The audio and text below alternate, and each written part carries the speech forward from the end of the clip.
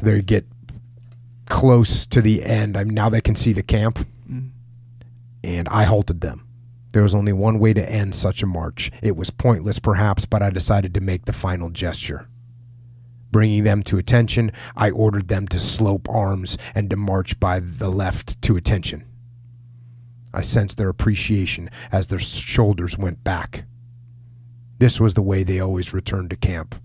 This was the way they always finished. As they stepped off for the last 50 yards, they were even swinging their arms. So they march back into this camp. Once they get into this camp, they get loaded up into a vehicle, a big military transport vehicle that's going to take them further to the rear where they can get some treatment. And they're loaded into that vehicle. And here we go, back to the book. The canopy of the truck now sheltered us, but my shivering became uncontrollable. I knew I was becoming lightheaded and could hear myself grieving aloud for those that we had left behind, particularly for those who had been lost during the withdrawal down the riverbank. There was silence in the truck. Then I heard, as if from a long way off, the voice of Sergeant Weiner, calm and flat, saying that none of them would have got back if it had not been for me. It was true to say that I would never have got back if it hadn't been for them, but I shall always be grateful to Weiner for having said it. The next thing I remember was Weiner and Harrison half carrying me into what seemed to be a hospital. Someone was stripping off my clothes and dressing me in pajamas.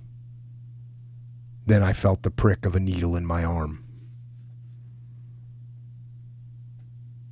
I was awake. The sun shining into the windows of the ward.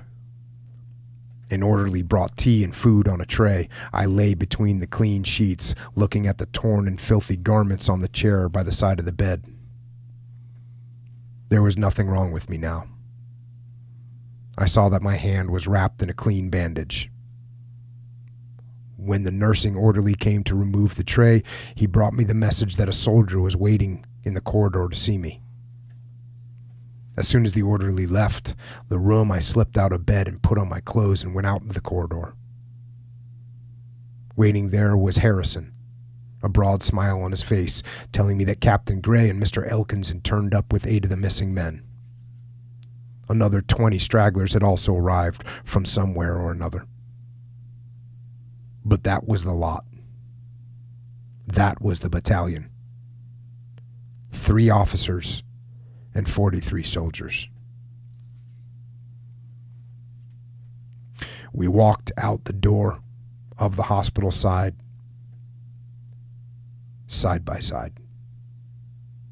The weak September sun shone down on the battered buildings.